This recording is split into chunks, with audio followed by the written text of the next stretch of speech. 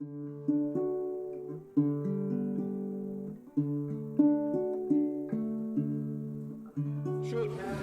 he says. Shoot. Bang, bang, bang. We're ready and off with the wrap. He's George. I'm merely Ringer. Here it is. It's the middle of April, tax day. When you watch this, it's ready. It's time to go. You better have those taxes filed. It is Hound Dog Taylor's birthday, 1915 on this day. 107, baby. Still. Yeah. And if he was, what did you say today when we recorded the Blues Hour? If he was still alive, he would... He would be 107. Yeah, and he would still be plucking his guitar. He would still be plucking his guitar. You said something along that line. It's a slide. He'd slide. Oh, he could slide. There you go. Yeah. Wow, man. Let's start with the Masters. Let's do that. Let's start with golf. Yes. And see. Now, I watched. This is probably the least amount of the Masters I have watched in years. For a variety of reasons, and we don't have to get into them. Going to a Twins game, I wasn't going to say anything. But having said that, Scotty Scheffler must have looked pretty good. He looked very good, and and I sat there. We watched the third round, and it was nice out, and there was no snow, and you could hear the birds chirp, and these people were knocking this little ball. Are those birds real? And Yeah. that's what I want to know. Are those birds real, or are those piped-in sounds? Keep going. No, but see, what happens in the South, this is when the songbirds travel through, and they go through. There are no songbirds in the South during the summertime. It's a little known medical fact. Anyway. They didn't have their little feet fish lined to the tree so that they couldn't leap anyway. No, I don't think so. And anyway, Scheffler, on the last hole, he started missing putts right and left. Of course, he had about a 5-stroke lead, so it really didn't make any difference. So but I think he might even four-putted. He four-putted, I was told. Four-putted, yeah. And so we were all sitting around, and Sue says, and he won? I says, yeah. Have you ever seen this from a guy that was leading before? No, I never have. But anyway, he pulled through and won the tournament. Yeah, Scotty Scheffler came in ranked number 1 in the world. Yes. Had been playing some great golf recently. That doesn't always mean you're going to win the Masters, but in this case, he did, and looked very good. I was listening to Masters Radio, which I probably did more than I ever have in the past, listening to Masters Radio, and they said this about Scotty Scheffler: smiling while he's out there playing. Okay, very relaxed, having fun. Hey, we're golfing. Let's go out and have a little fun doing it. They said the same thing about Tiger Woods. Most they've ever seen him smile on a course. Now, I don't know how much he was smiling late Saturday and into Sunday when he shot back-to-back 78s, but boy, was he a story through the first 2 rounds. I watched Tiger walk off the course at the 3rd round, and I mean, whether or not he even should have been there certainly is still in question. But the fact of it is he gutted that tournament out, and for him to have limped around that golf course and shoot a 78 is quite remarkable. For him to have made the cut was amazing. I would have guessed it. I even said before the tournament started that would be the story. Yes. I think we may have even said it on the show last week. It would be the story if he made the cut and then he went out and did it. And then he went out and did it. But the fans are there. There were more people on the 18th hole cheering Tiger than when Scott came through, and he deserved it. And he and his, these are young people, and he's got this beautiful young wife, and they were enjoying the moment. And he played a fine tournament. Yeah, anytime you can be leading by 5 shots after the first 2 rounds and then 4 after 3 rounds and hung on for the 3-shot win. And actually, if Rory McIlroy hadn't shot 64, which was the best round of the entire tournament on Sunday, it wouldn't even have been that close. So no, and then just a couple of words about this golf course. This is a little bit like playing in the Rocky Mountains sometimes. Only it's rounded off a little bit. But some of those greens are amazing. TV does not do them justice. No. You can't see all the stuff. There are roller coasters in there, and you watch those balls go over, and then, of course, if you shoot a little long, you go about 60 feet past the green. If you shoot them a little short, they come right back to you. It's just, I watch these guys, and either the finest in the world hitting the little white ball, get totally frustrated on some of these par 3 and par 4 courses. They really are difficult. Yeah, I was interested to find out about hole number 11. Used to be very wooded down the right-hand side. Lots of people ended up over there. They took a whole bunch of trees out and then spaced 3 trees through there. Guess what happened to the scoring average after they moved the tee back another 10 or 12 yards? Right through the rough again. So they quote-unquote made it look easier, but backed the tee up, and it was just was just as tough as it ever was, even for those big killers. Of course, you take some big names like Brooks Koepka, Bryson DeChambeau, who blew up early on, and you look at some of these other guys. Colin Morikawa didn't look good the first couple days. And he made it into the top 10 at the end. There were only 9 guys under par for the whole tournament. Yeah. 9. And to me, I think when they designed the tournament almost 100 years ago, that was the whole idea. It's tough.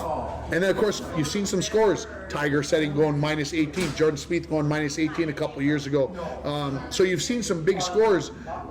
But that course played tough on Friday with the cold weather. I don't think the boys were ready for that. Yeah. And I wish I'd have got to watch a little bit more of it. But hey, that's the way it goes. Sometimes other things get in the way of life, and you got to go do what you got to go do. Well, like I told you before, I really had never entered my mind someday to go down to Augusta and check this place out, but that really is an incredible course, and it's it's a bucket list thing, George. It is. It should I'll tell be you, it's amazing. If you're a sports fan. Ordinarily, you see people walking around in their shorts, and now they were walking around in their parkas. We laughed and giggled about that. We would have probably been walking around in shorts, and it felt like summertime to us. Absolutely. I suppose. Okay, so there's golf. Where would you like to head to next? We can head any direction you want to go. Okay, let's talk Timberwolves. Because they're on the TV over here mainly. Again, welcome to the fabulous Rainier Muni here in downtown Rainier, and always got the sports on there so we can see what's going on. The Timberwolves last night had to come back and win over the LA Clippers to make the playoffs officially. That's what they're calling it. They not only came back, but they came back without Towns. And they did this with Anthony Edwards. And Anthony Edwards, he's 20 years old. And I think he's got the makings of a superstar. And we haven't had a superstar around here for a long time. Probably not since KG. And it's just, and it's... he did have a really good game. And also, he gets backed up by Patrick Beverley. Had a fine game, and then Beverly at the end was bouncing off the scorer's table. I mean, he's 33 years old. He plays like a punk kid, and parties like one too. I'm all for him. That if you need energy and you can get it from a 33-year-old, I'm all favor. And also, I believe he was a former Clipper here just last year. Just last year was a Clipper, and got traded to Memphis, and then got traded to Minnesota. So he'd have been playing in this series anyway. Somehow, some way. We talked about it on the radio this morning about the Timberwolves being too whiny. And last night was a horrible display of constant whining to the officials. And who's doing the whining? Mostly Karl Anthony Towns. Mostly the guy who's supposed to be the superstar. And he got 6 fouls, and he was out of the game, and he contributed 11 points. Now that's our superstar. I'm going to put it to you this way. I'm going to give him a little bit of a pass. Yeah. And here's why I'm going to give him a pass. He feels responsible for the team. He feels like he is the superstar. He's the leader of that team. He put way too much pressure on himself last night. You could tell from the first tip that he was forcing things that weren't there. He wasn't playing comfortable. He was not relaxed. D'Angelo Russell was not relaxed in the first quarter. He only had 1 point. I think the Wolves had 11 points with 2 minutes left in the first quarter. So it was a poor offensive display. Yes, they ended up scoring 109 points. Somehow, from the end of the second quarter, I went and moved my car from outside into the garage. And I think when I left, they were down 7 points. I came back in, they were ahead at halftime. And that was in a 2-minute stretch. I'm like, yeah, they did right at halftime. And then they gave it away. They were down 93-83 with 8:54 left in the game. 16-2 run. They go ahead and never gave up that lead in advance. And I think that says something about the team. Defensively, they can shut it down when they need to, when they really start to play good ball. Offensively, they can score at times in spurts. I didn't realize this. They were the highest scoring team in the NBA this year. Oh, wow. The highest scoring team in the NBA this year for the Wolves. So 46-36 was their regular season record. They get the Memphis Grizzlies now, 7-game series starting on Saturday afternoon at 2:30. And I'm gonna go out here and tell you this. I think I told you this earlier when we were recording the Blues Hour. This thing's gonna go 7 games. Oh yeah, It's gonna go 7 games. I know Ja Morant is a superstar in the making with Memphis. The Wolves seem to have played very well against the Grizzlies this year. I think Karl Anthony Towns relaxes a little bit with it not being a one or done. Well, it was not one or done. One and get yourself really against the wall. I think he plays better. I think he learned something from this game. Sometimes you've got to be in these situations so that you learn how to play in these situations. So I think this is. I think the Timberwolves. I won't be shocked if they win this series. It will be competitive. But it'll be surprised. But it's going to be competitive. 6 for sure. I think it goes to 7. And I don't want to be. I don't if want they can keep their mouth shut. I don't want to toot his horn too much, but Patrick Beverley. Is he 6'1", 6 foot, maybe? Somewhere. He had 11 boards last night. 11 boards. Now that's, you see, and you've seen this before where, and the only thing that is quickness and hustle. They go for that spot. They know where that spot is. I've seen some 6-foot rebounders that were excellent because they had good position and they knew what they were doing. And I will be keeping a close eye on Mr. Beverly the rest of this. On Saturday is going to be a good game. Yeah, Patrick Beverly said this after the game. Blah blah blah blah blah. The better team won. As a little dig towards his former Clipper teammates. A little love after the game, of course. But even some tears from Patrick Beverly as he was walking off the floor. How emotional he got about that win because it was against his former team. Of course, the Clippers owner was sitting down underneath the basket, and at the end of the game, he kind of walked by him and gave him a little, you got rid of me, buddy, you made a mistake, et cetera, et cetera. So having said all that, it was an interesting game. It was tough to watch because of all the whining and complaining and the technical fouls and the herky-jerkiness of the game and the runs where the Wolves just looked like they didn't even belong in that game, and then they win, which tells you something about the team when they can come back and win that kind of game. And I'll tell you, the other half is that the whole city of Minneapolis, they're pumped by this. It's been a long time. It's been, 4 years since they got into the playoffs.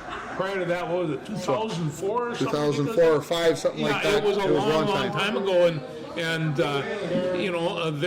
there are people that have gone on to college from the last time that they did that. So, it's.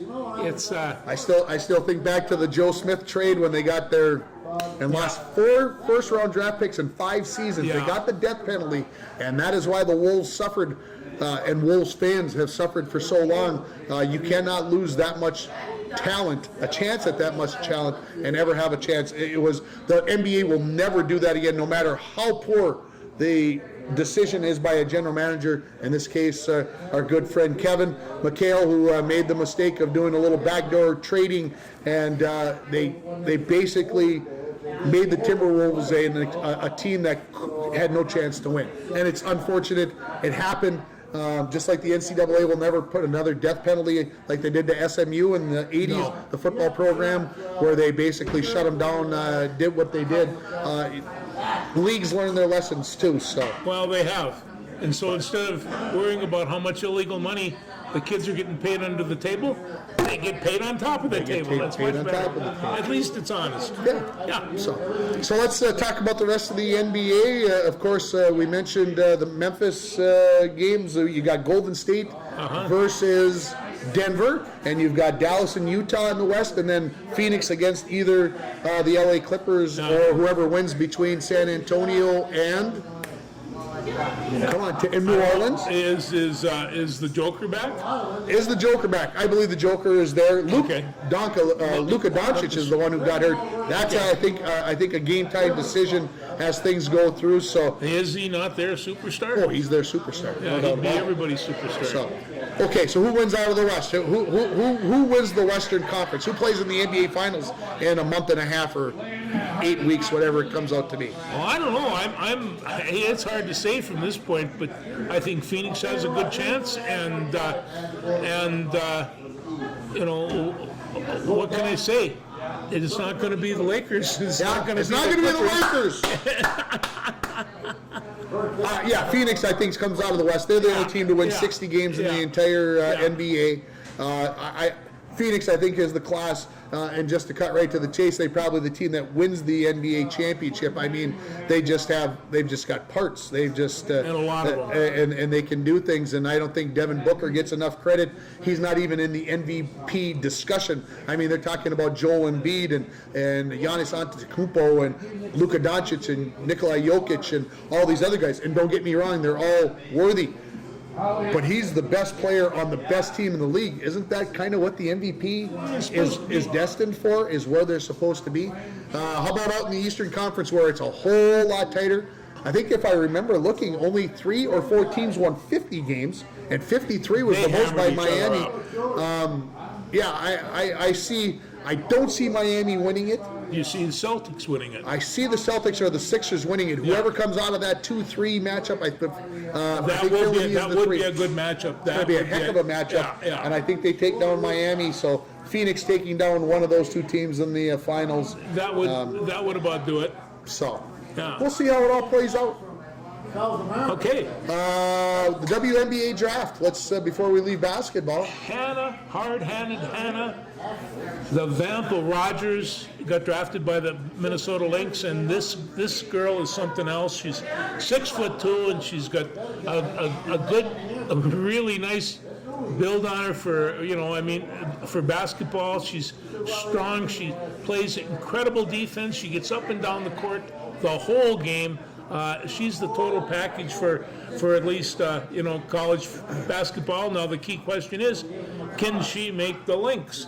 And which brings the point when you see people like her, and I really never had an opinion before, but now all of a sudden I see there's an awful lot of real good women basketball players out there, and there's very few places. I mean, they've got to increase the WNBA, and they have to give more teams more opportunities for these women to play. There you go. Because like you say, when you have somebody like this who's of an All-American status, and they simply can't make the team because of the numbers, that's too bad, And I suppose they can go to Europe and they can go play and make more money, which is even scarier. Yeah, it is. But Hannah Shervin from Rogers, South Dakota. Of course, we toted the South Dakota. George toted the South Dakota Barge during the women's NCAA tournament. Loved them. And so I say Hannah making the Lynx team this year is about 1 in 7, 8, 9. I don't think she was drafted 28th overall, which may not seem like a lot, but like you said, with the number of teams, I think it's going to be very difficult for her to make it. But we'll see. The Wolves are pretty much loaded. They pretty much have their roster.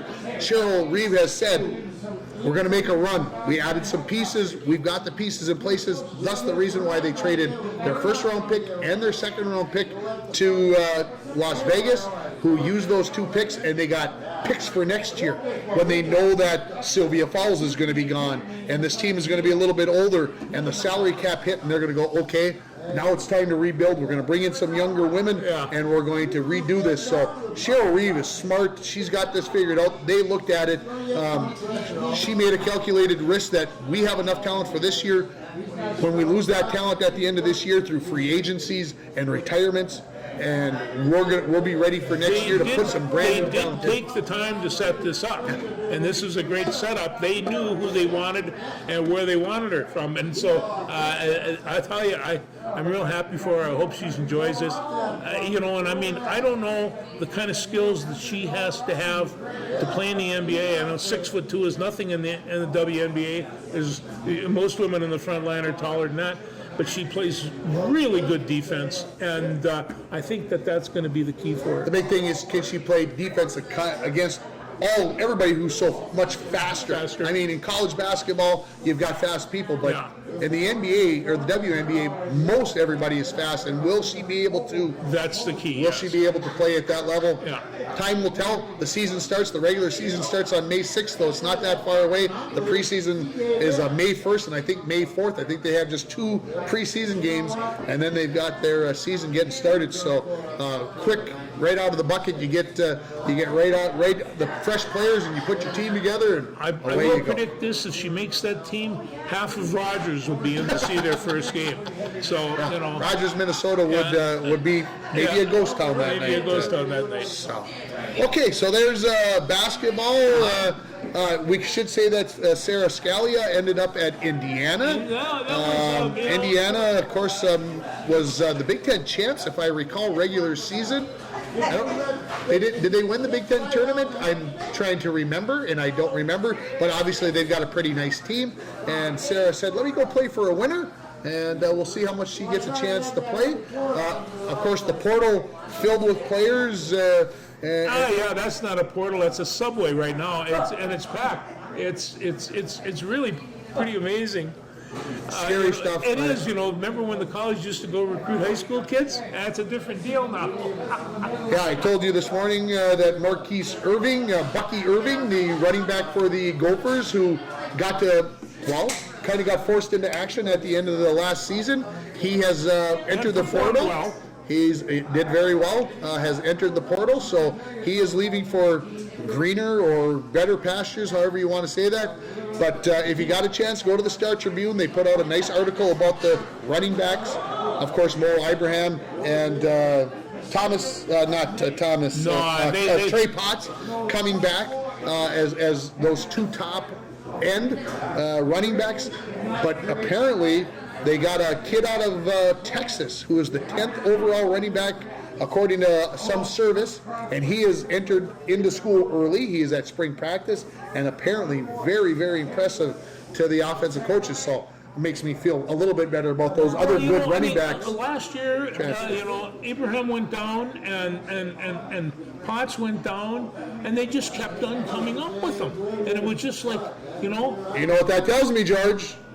Those guys up front was the reason why those running backs were so good. Well, all these guys are leaving because they think that their poop doesn't stink and that they're these All-American running backs, and now they're going to go play for Kansas or JoJo State or wherever they end up. And then when they don't have this offensive line to run behind anymore, all of a sudden they're going to be going, what's going on? I like running behind Big Dan. And of course the Gopher offensive line only has 1 guy coming back, so we're going to find out maybe how good Mo Ibrahim and Trey Potts, and Trey Potts is not contacting during spring practice, which they still haven't said what went wrong in Purdue. Purdue.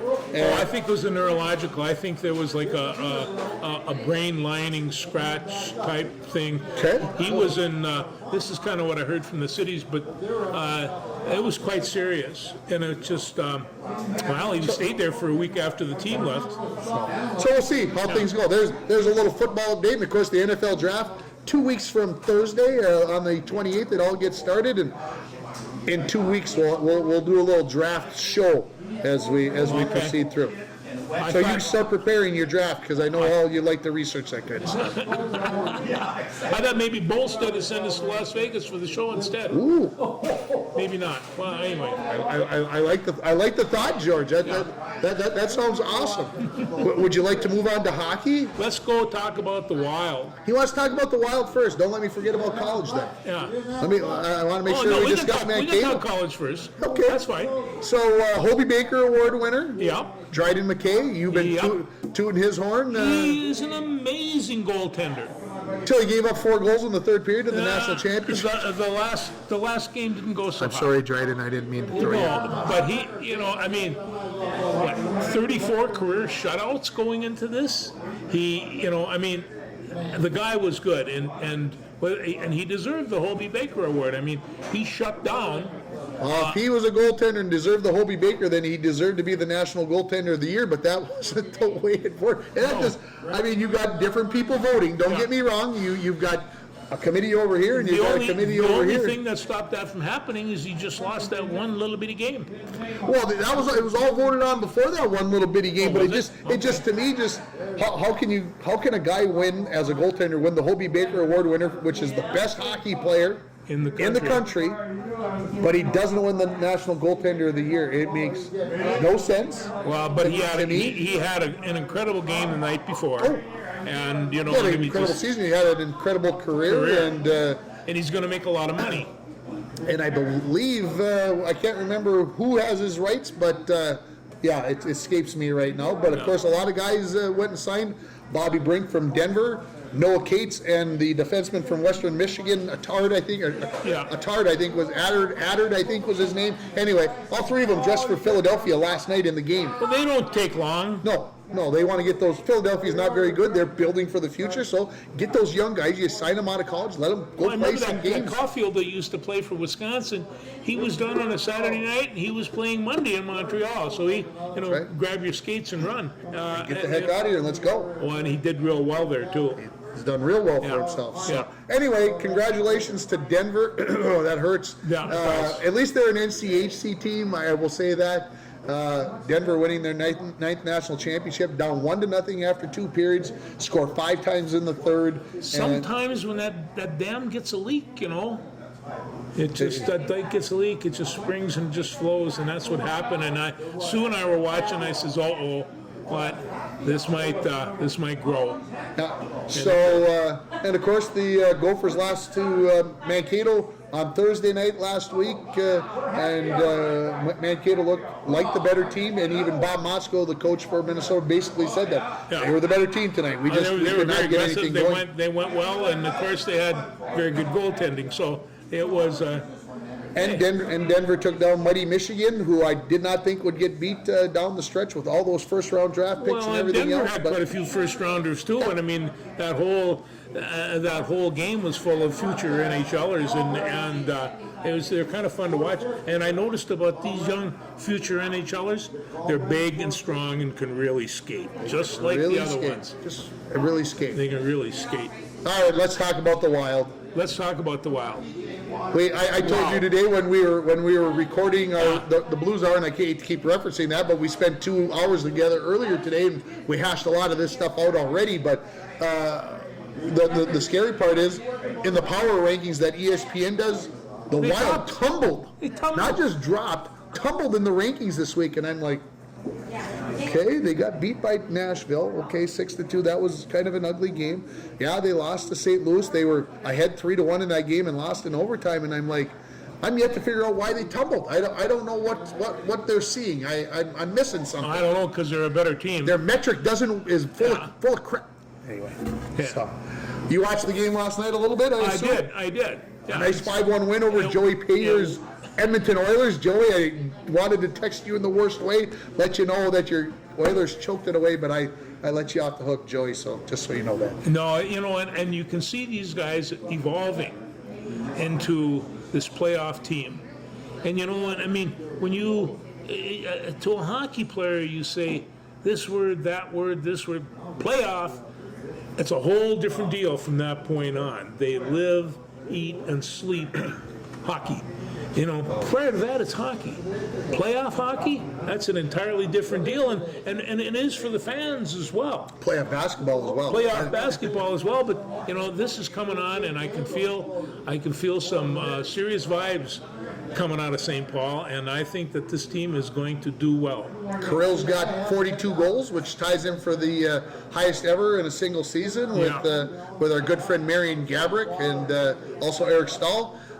He's on the precipice of tying Pierre-Marc Bouchard's 50 assists in a season team record. I think he's got 49, if I remember correctly. So 100 points is well within the realm coming down. And he can explode for 3 or 4 or 5 at any time. He's that kind of he's got that kind of deal. I do have to mention this story because obviously the Twins were playing last night against the Dodgers.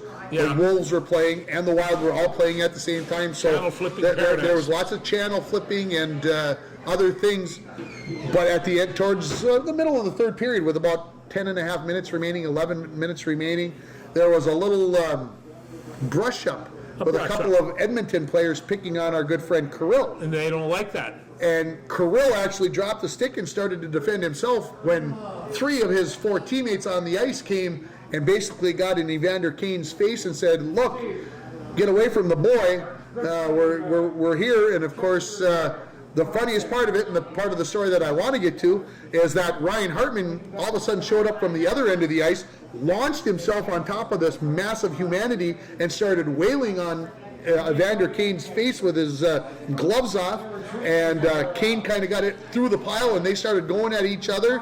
And then the verbiage started as the officials got them separated, and Hartman flipped him the bird and got basically tossed from the game, 2-10, and was out of the game. And but the funny part of the story, the whole part about this is, on Twitter today, people were donating money to Hartman because he got a $4,250 fine for a misconduct, which is the maximum allowed by the collective bargaining agreement. And people were donating money to Hartman so that he could pay the fine. And I told George, I said, Hartman makes like $4 million a year. I don't think the $4,250 is really that big a deal. But if the fans want to get together and donate $20 to Hartman, let it rip, guys. It's the principle of the thing. He was standing up for Kirill. He didn't like it. And I was disappointed. Hartman and my cuts this morning for the radio sports, they had 4 cuts from Ryan Hartman, none addressing the little brush up that he had, which disappointed the heck out of me because I wanted to hear what he had to say about that. But that is the most animated and physical I've ever seen Ryan Hartman, and I loved it. No, he has this Dudley do-right type thing. And at the beginning of the year, when nobody could score Bo Diddley, he was getting goals. And and now it's what do you need? Well, we need a little reinforcement. I tell you, Tim, this is the time of year when Slapshot becomes my favorite movie. And this is what you see, and it's all these characters are out there, and what are they trying to do? Make the playoffs, and it's. Hey, it's fun to watch. I've turned into a real hockey fan the last couple of years, but I'm really looking forward to this season, the end of the season. Kevin Fiala had 2 goals last night. Of course, he got his good friend Matt Boldy back, who came off of an injury. All of a sudden, Fiala starts playing better. Matt Boldy looked very good again last night. Obviously, they shut down Connor McDavid, who's the best player on the planet, according to my good friend Joey, and to a lot of other people. And he did not have a point or an assist. A goal or an assist in last night's game. So the Wild beat Edmonton 3 times this year by a total of 16-5. Now if they could just do that against St. Louis, who they're tied for was in second place, and looks, well, sure with 10 games remaining, that the Wild and the Blues are going to play against each other in the opening round of the playoffs. And of course the Wild are 0-2 against St. Louis. They play St. Louis on Saturday afternoon on ABC to boot. So the powers that be have said that that's a pretty important game, and it will be. It's amazing because I don't think St. Louis is near the team, on paper or otherwise. There you go. St. Louis is living right here. And it looks like they may have lost Jordan Greenway, who left the game last night. That would be a bum rapper. They still haven't got Dumba back. So the team slightly shorthanded, but I'm not worried. Hey, they're in the playoffs. Would be great to have home ice advantage against St. Louis. Obviously, you're not going to catch Colorado for the home ice in the second round, but hey, go out there and let's make a run. Yeah. To the Stanley Cup. Let's have some fun. Let's have some fun. Okay, so that puts hockey to bed. We got to talk baseball. We do. We got to talk Twins. We do. We got to talk the fact that this afternoon, because it's Wednesday, just about 6 o'clock, and the Twins nearly got perfect gamed today. As 7 innings, huh? As Clayton Kershaw went 7 innings, perfect ball, and then he got pulled from the game with a perfect game going, and a reliever came in and got an out, and then gave up a single to Gary Sanchez. That became the lone hit for the Twins. They did get a walk right after Sanchez's single to get 2 guys on, but they lose 7-0 today. They lost 7-2 on Tuesday night to supposedly the best team in the majors, the LA Dodgers. The Dodgers are a good team, and they exposed the bullpen a little bit. Hit 4 home runs today. But the Twins are 2-4, and I guess if you'd have told me that they were going to be 2-4 or 3-3 after the first 6 games, Yeah, that'd been tough. I probably would have said, okay, you're telling me they're going to lose twice to the Dodgers and they're going to split with Seattle? I'd be okay with that. Starting pitching has been very good. The hitting hitting's been suspect, even though they led the majors in home runs after 3 games with 9 of them when they hit 6 of them on Sunday when I was there at the game. Kind of fun to watch. But Miguel Sano is 0 for the season. He hasn't hit, does not have a hit through the first 6 games. Alex Kirilloff, who I think got his first hit on Tuesday, if I remember right, he went on the 10-day IL for his wrist that he missed the whole entire second half of the season with the surgery. So that is not a good sign. They're already cycling through relief pitchers. Let's talk about one of the relief pitchers, Yeah, Mr. Duran. You want to talk about Johan Duran? Johan Duran. Johan Duran. It's easy to remember if you It remember is. that it rhymes. Johan Duran. What I catch, how I reminded is that a 101. That's how fast his fastball was timed the other day. And I'm going to say his name wrong. I think it's Gabe Batasral, or however you say it. However it's pronounced. Yeah. He got traded to the Dodgers, of course, here whenever it was, a year and a half or so ago, and of course pitched very well for the Dodgers last year. And of course he came in and pitched against the Twins and did himself very, very well. So, but yes, Johan Duran throwing over 100 miles an hour. The Twins haven't seen that since Gabe left. And it's going to be kind of fun to watch. Well, he's a young man too. I mean, I'm worried about this. Throwing that hard, you got to make sure that you're using your mechanics correctly. Yeah, and that's a lot of complaints from a lot of journalists and physiologists and all the rest of this. They're throwing too hard, and it's the only thing that they really know how to do well. And if you come in and you can throw over 100, somebody's going to take a look at you. And years ago, there weren't very many people that threw 100 miles an hour, and they're Still pretty. It's still pretty rare. Still pretty rare. Yeah, but even they didn't even go low, a lot of times in the low 90s, but they had control. They knew how to pitch, and I want to make this suggestion. Johan, throw it 97. Throw it 98. You don't need to throw 102 right now. I need 102 in October, baby. Yeah. Let's leave a little in the can. I know you're trying to impress, but let's leave a little there. And bring up that 101 when you need that Ricky Vaughn. Go 97, 99. Then pop the 101 on him when you got a, you got an 0-2 count, and and we don't have to kill a chicken that way or something. That's Serrano right. doesn't have to have his bats. And then hit him with that changeup, and you're done. There you go. Yeah. So, again, Buxton, a pretty nice start to the season. I shouldn't just talk about the negatives with our good friend Miguel, but he got booed today, pretty vehemently by the crowd. The strikeouts are still there. He lost all the weight. A tough start. Heading to Boston this weekend for 4 games, starting on Friday through Monday. Matter of fact, folks, put it on your calendar. They play at 10:10 Central Time Monday morning. Oh, good. Because it's Patriots Day. And of course, the Boston Red Sox start their game at 11:10 on that day, so everybody can get out and party and do what they need to do. So 10:10, 9:30 pregame on KGH. Anyway. So we can watch the game at 10 o'clock and then go out and party. Is that the deal? That's what I'm telling you can do, George. Right here at the Muni, I'm sure they'll be open and ready to go. I just wanted to know if that were the rules. Through the first 5 days of the season, 6 days of the season, I'll take that back. Basically 5 games for everybody. Nobody yet undefeated. All in the major leagues, everybody's got Everybody's got at least 1 loss. Toronto looks very, very tough, but they got shut out by the Yankees, and they've shown some explosion. Obviously, we already mentioned the Dodgers, but it's early. There's some fans, there's some players out there. Seiya Suzuki, who's signed with the Cubs, he's had a pretty good start. And the kid from Cleveland, who is red hot, Stephen Kwan, I think is his name. So I'm just name dropping right now. You might want to start watching these guys on SportsCenter and looking them up online and saying, how did they do last night? Because Kwan from Cleveland, I think he was on base 15 out of 19 plate appearances through the first 4 games. And he's a rookie. Yeah. 15 out of 19. I mean, 9 for 13 hit-wise. The game is generational. Rookies come in and they're good. And they're good. You know, I mean, Willie Mays at one time was a rookie. Can you believe that? Who's the new Shohei Ohtani for this year? There's your question. I don't know. If there's somebody that can do what he does, then somebody should, you know. I don't know if somebody can do everything that he can do, but there's going to be some rookie of the year out there that's going to amaze us. Can Duran hit? Because he's certainly got a good size. He's as big as Ohtani. Oh, hey, you never know. Maybe, Yeah.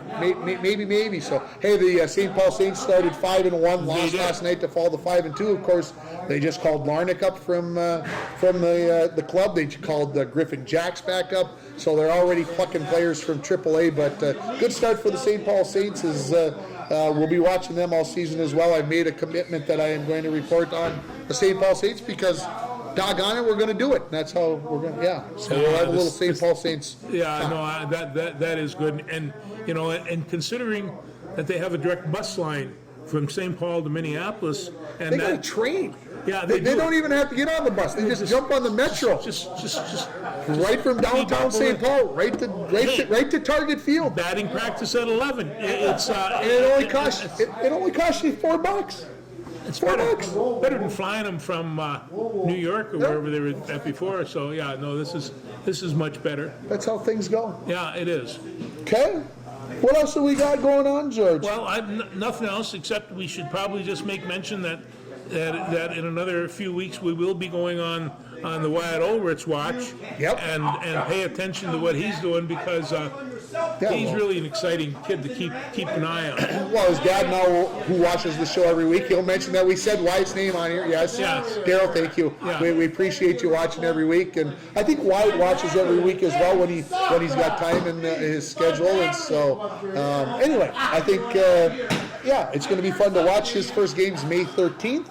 And I'm going to get a chance to talk to him once or twice, once every couple of weeks, as we're going to be doing some reports on him on the radio. So looking forward to a chance to get to talk to White, great kid. Oh, and I know what else. I know what else we have to talk about. Oh, I know. And I was going to ask you. You also. I was going to do it at the start of the show, and I dropped the ball. You also interviewed Ty Boyle. I also interviewed Ty Boyle today for the radio Tell us station. what that's all about.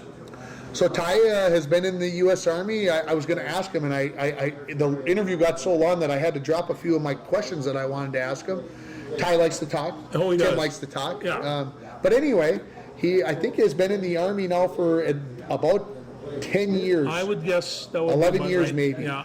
I think he tried out for the Pittsburgh Steelers in 2010 and I think in 2011, so maybe it's 11 years. Anyway, he's a captain in the U.S. Army. He's a Ranger, and he took part in the best Ranger competition this past weekend in Georgia.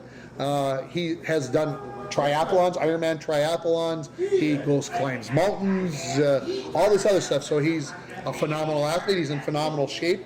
They went through some training. He got paired up with a guy because it's a team competition, and they were in first place after day one, in second place after day two, and then they came back and won it. And he said, "You have no idea." During the interview, he said, "We have no idea what place you're in."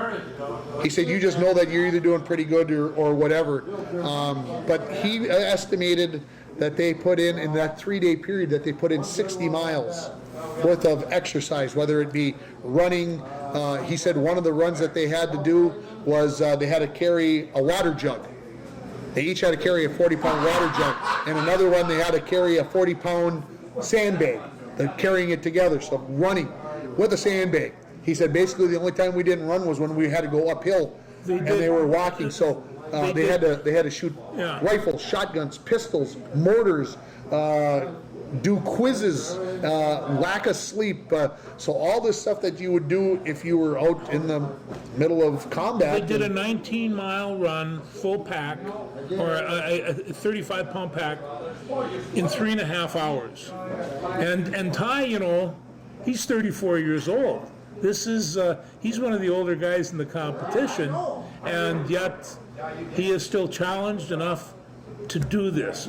This is an incredible achievement. I'm not sure that we've had any Bronco athletes even come close to doing this, at least well, at least since our wartime. But this is quite an amazing achievement. So that interview will be on our radio station on Friday morning, and it'll be good. on our website as well, RJ Broadcasting. I'll put it out onto Facebook and Twitter as well on Friday, so that if you're interested in listening to the interview, if Ty is somebody you try to follow and keep up with, he's done very, very well for himself, and of course it all comes from within. And I told Stuart Nordquist, and our best, if you haven't heard about Stuart, I think I can say it here. Stuart recently had a stroke a couple of weeks ago, if you're not aware, and he's coming home tomorrow, Thursday, and he sounded very chipper. Anyway, the point I wanted to make was Ty at the end of the interview said, I basically want to say this: those of you that are athletes, are thinking about being athletes, get out there and take care of things. He said,